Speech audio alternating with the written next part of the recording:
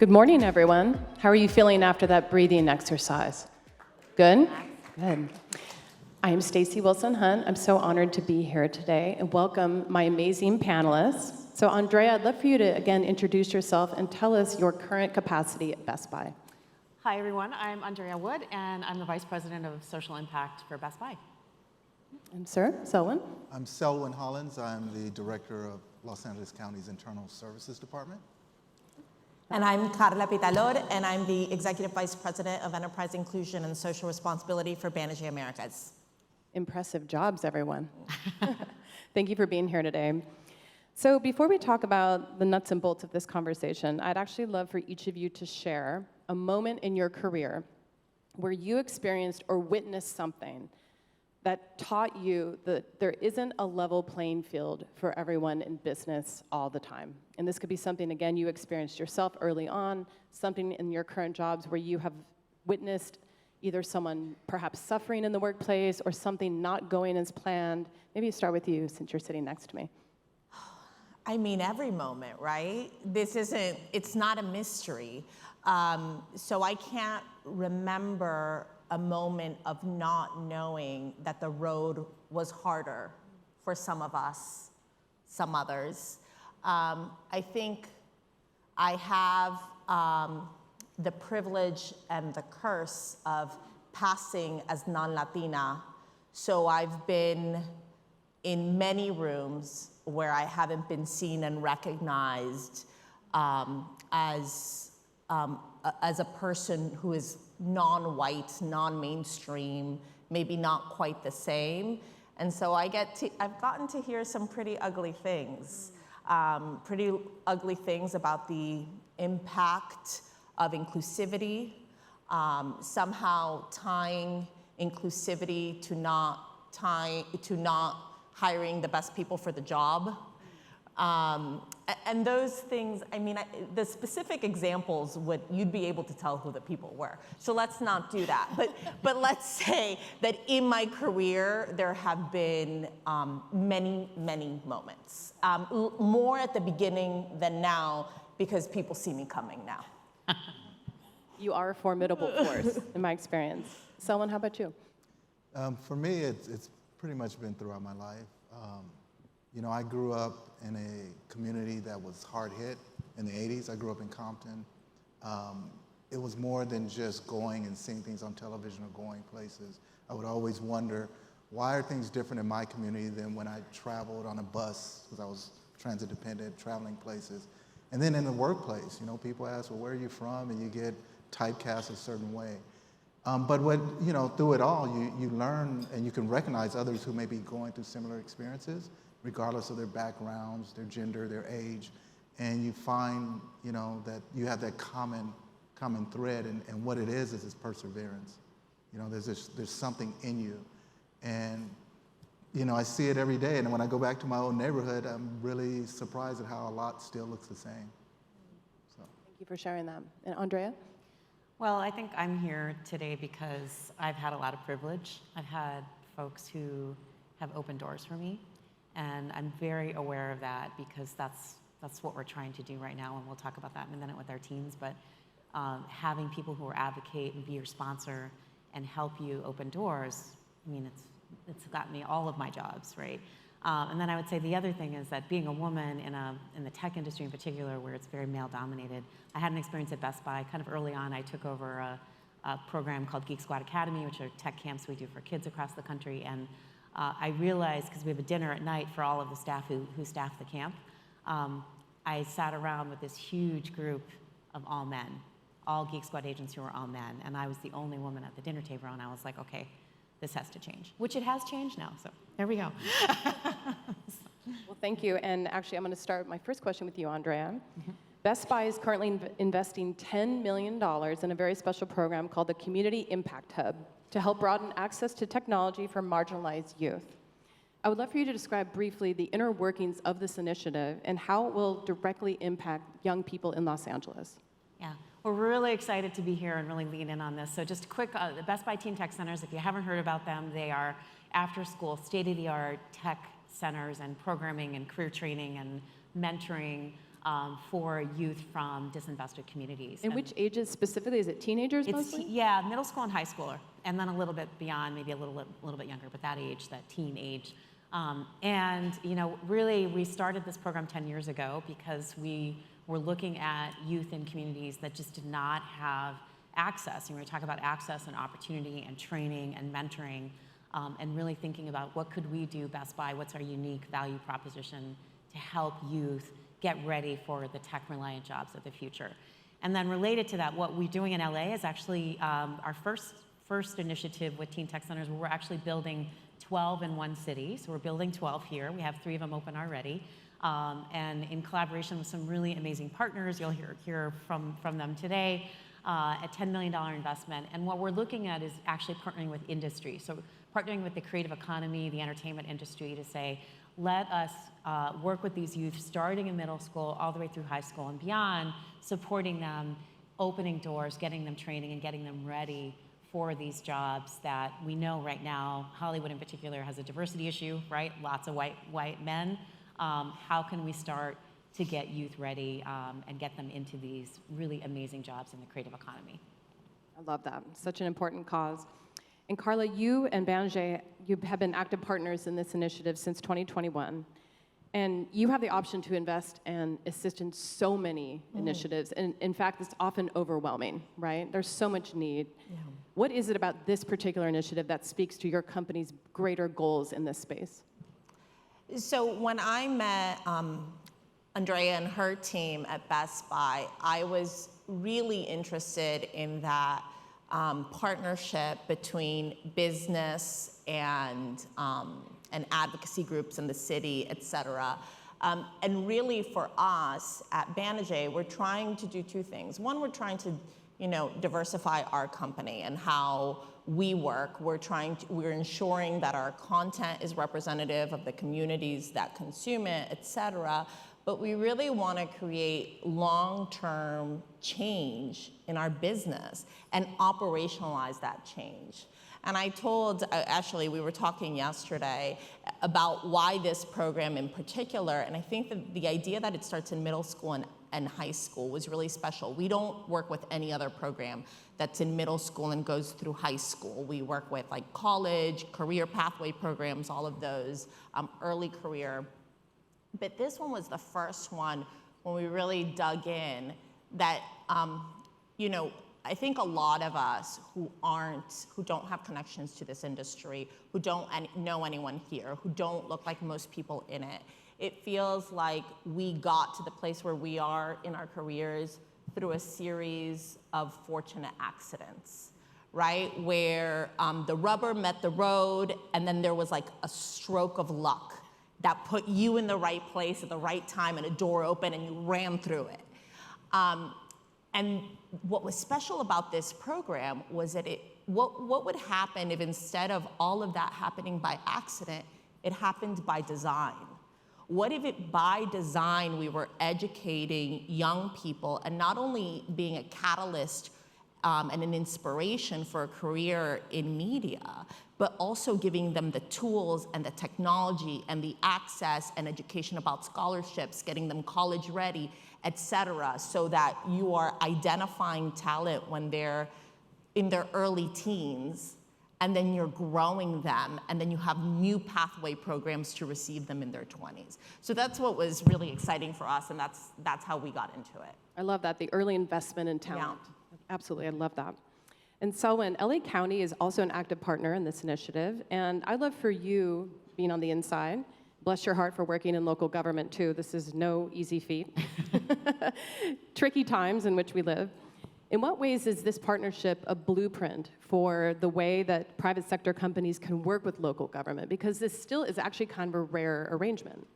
Yeah, I think one of the things that was so attractive about this. Can you guys hear him okay? Okay, I can talk very loud. There we go. Okay. But it was so often when you grow up in an underserved community, you have to leave your community to get access to anything. And so when you're looking for access and opportunity, a lot of times you can deselect yourself from participation.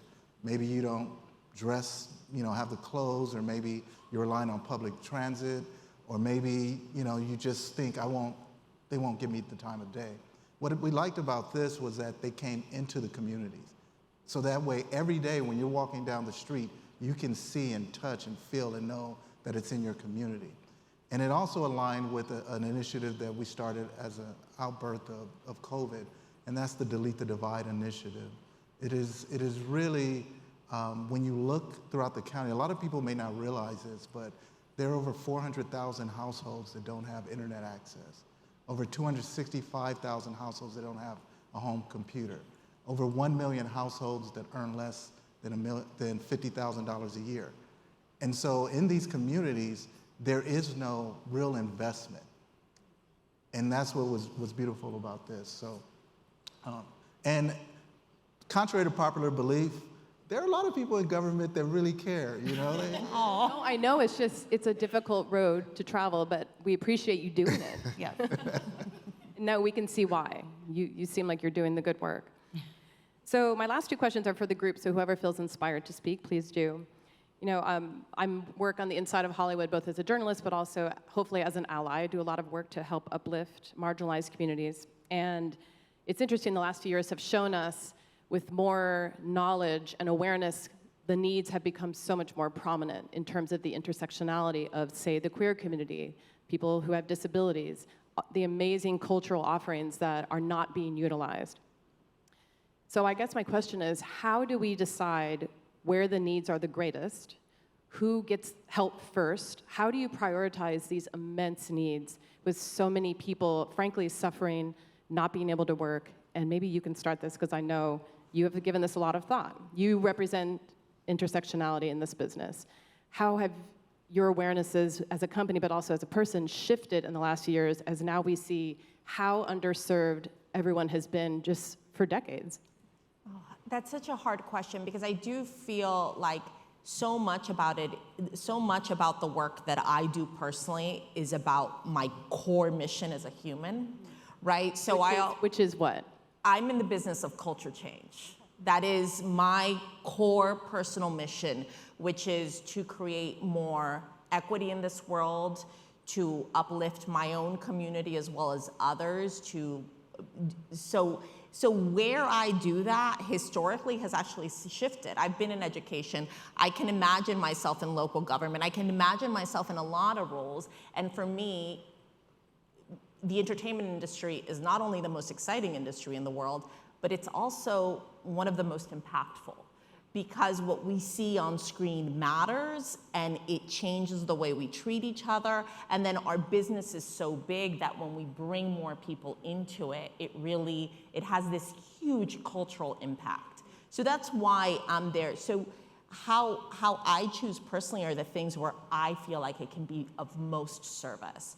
So I'm on a few boards, and I'm in business development, so I'm a natural fundraiser. So I fund. She knows how to work a room. I fundraise for a lot of organizations that I care about and believe in. Most of them are at the intersection of media, impact, and representation, because that's what I'm most passionate about, and that's also where I have the most connections and have built up a skill set. But I think that as long as we're all asking ourselves, not only as companies and corporations, but as human beings, what is my legacy? How am I leaving this place better than when I got here? And this place might mean this room, it might mean your company, it might mean this world on any given day. Then we'll lean into the right spaces. There is so much need. We can't solve it all. But it sounds like channeling your personal passions and where you feel the most happy about helping, but also where you bring the most expertise. Yes, it's really a talent connection, right? It's like, what are the skills and talents that I can bring to bear upon this world, upon this cause? I'm probably not going to be as good an advocate for, Californians going through the housing crisis than I will be for young people of color seeking a pathway into the entertainment industry. And that's not because the second one is more important than the first or more urgent. That's just because that's where my skill and my connection is. And your experience. Yeah. Absolutely. Thank you. It's wonderful. Selwyn, how about you? Yeah, I think the reality is the infrastructure already exists. The resources, everything is already here. Oftentimes there's a thought we have to invest more, create more. If we start where we have right now and we partner together, public, private, community-based organizations, academic institutions, healthcare, it's all around us. And so part of what it is, and that's the challenge to all of us, is if we do it collectively, it's a lot easier. If everybody brings what they have to the buffet and then allow the people in the community to choose and select, you'll be amazed. We know that in many underserved communities, a lot of great talent comes out of there. Talent that has changed the world, changed the way we do things socially, emotionally, spiritually. I mean, it's really an opportunity to do something great. And unless we bring it together and work collectively among different sectors, it's just going to take that much longer to really make the change that we know we're totally capable of. Thank you. And Andrea? Well, I'll talk about it from Best Buy's perspective. I think, obviously social impact, you have to be able to focus to be able to make impact, right? And so when we came up with this idea around the Teen Tech Centers, 10 years ago, we were thinking, what is our unique expertise and value proposition as a company? And what we realized is, we have a lot of passionate people who love tech and, want to teach people about tech. And then we thought, okay, that's it, right? So now we can leverage that to help youth who we're deliberately going into neighborhoods, as Selwyn was saying, that there's hardly anything, right? It can be a food desert, it can be a desert of programs, a desert of role models and mentors and all of that. And so very deliberately going in and bringing in that expertise. And then I think our other little superpower at Best Buy is that we are able to bring people to the table to work with us on this. And so we are not opening these centers alone. We're opening them with Google and Samsung and Sony and JBL, and I'm working with partners, like the folks here, to think about like how do we bring everybody together to say, okay, we don't want to do this alone. Can come with us because we're all trying to do the same thing. Let's do it together, and we're going to have a much better impact. Which is why I'm so excited about what's happening in LA, and hope to be able to come back in a couple of years and tell you what's going on. Yeah, to add something that we do this work very similarly. So at Banijay, our partnerships are not necessarily broad. We don't have thousands of partners. We have a few partners, and then we go deeper with them.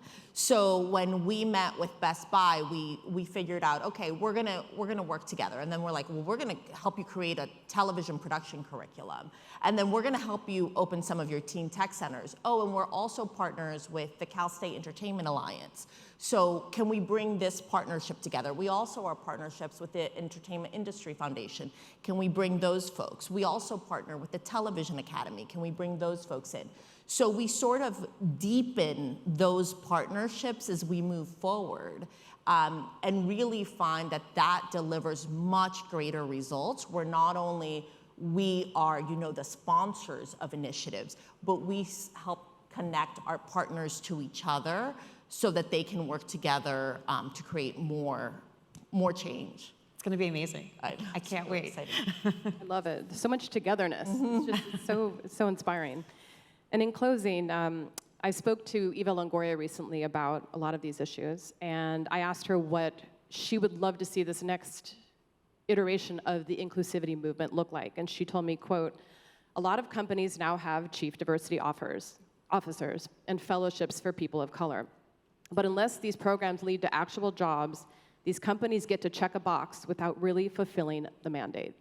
And that has really stuck with me over the last few weeks, and I think what she's talking about is accountability. So for everyone in the room today, what is one thing they can do when they go back to their offices, go back to their endless Zoom calls, which are sort of a reality now, to boost accountability in their own organizations, where maybe it's milestone markers, maybe it's after, every 3 months, every 6 months. Is this working? What can we shift? Maybe, Andrea, tell me a little bit about how you gauge accountability at Best Buy. Yeah, well, from our perspective, we're really looking at the talent pipeline. So we're thinking about, we're measuring our success based on, we call it a successful launch, right? So youth who are going through our programs, they will absolutely have opportunities at Best Buy. They are right now. They're getting offered jobs either, while they're in high school or beyond. but also all of our partner networks, right? And this is why we're trying to work here in LA to say, what are the doors that we can open? Let's hold ourselves accountable to this successful launch metric, right? Which is to say youth is graduating from high school on time, they have a clear plan for themselves, they have the resources and the support and the mentoring to make that plan come to fruition. And that plan can be lots of different things, so we're not just measuring like, go work at Best Buy, that would be great, but lots of other options for them. So that's what we're trying to do, is hold ourselves accountable to that. Selwyn, do you have a sort of rubric that you use in your daily work that gives you a sense of how you're doing, how your programs are functioning, who's being served? No, absolutely, and I think that's the point which you hit on is it's one thing to have, to provide a lot of support and talk, but it really boils down to career, entrepreneurship, and things like that.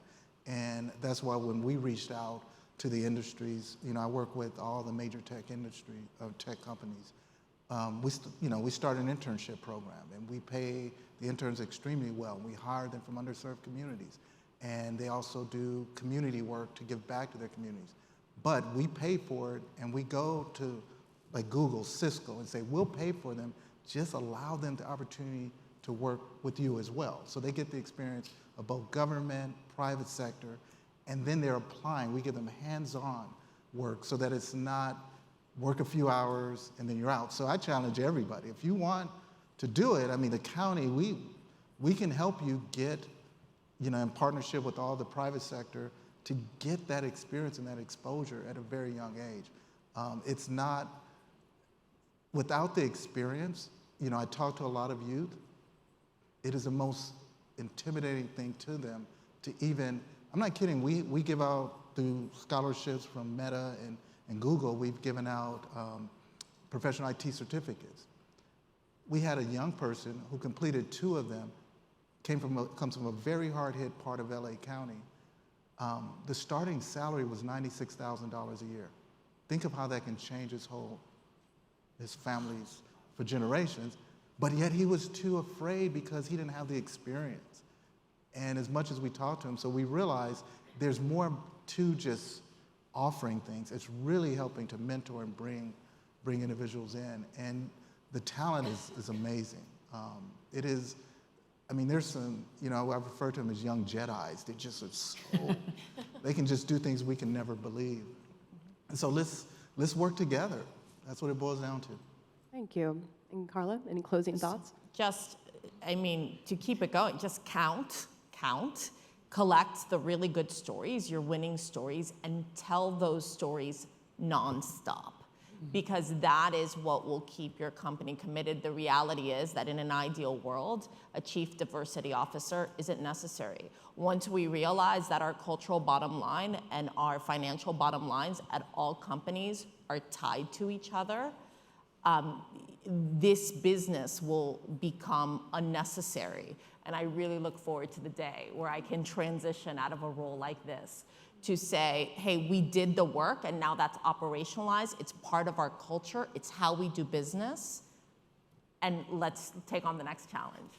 I love it. Well, I want to thank all of you for being here today, and thank you for your wisdom and experience. And best of luck to everyone in the room. And let's make these people proud, shall we? Thank you. Thank you.